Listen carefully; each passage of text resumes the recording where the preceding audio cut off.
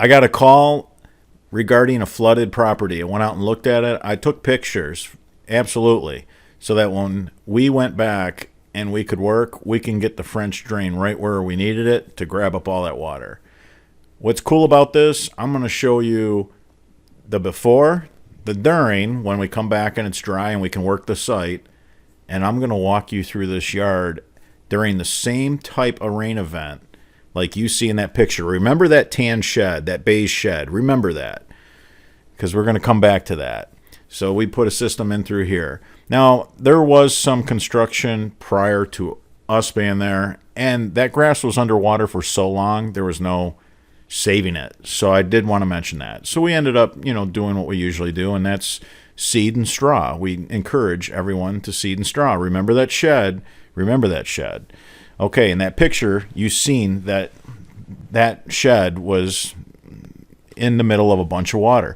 Perimeter drain. We ran perimeter drains down both sides of the spaghetti lot so that we can get the water to a lift pump right at the St. Clair River there and lift the water up over the seawall and out into the river.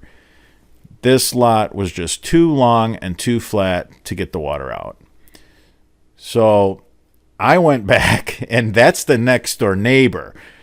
Look at their yard. So this rain event was even more of an event than the pictures that I showed you from the lot we did. Here's the lot we did. There's that shed. So you can see that our burrito wrap system is just kicking butt because you saw the pictures.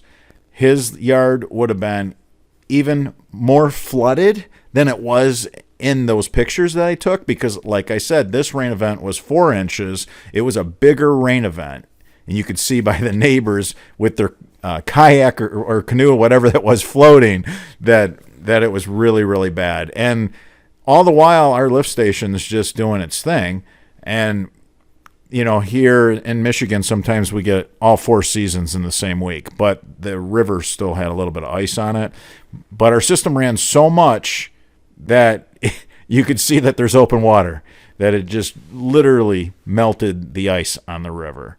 So there's our system right there. It moves 160 gallons per minute.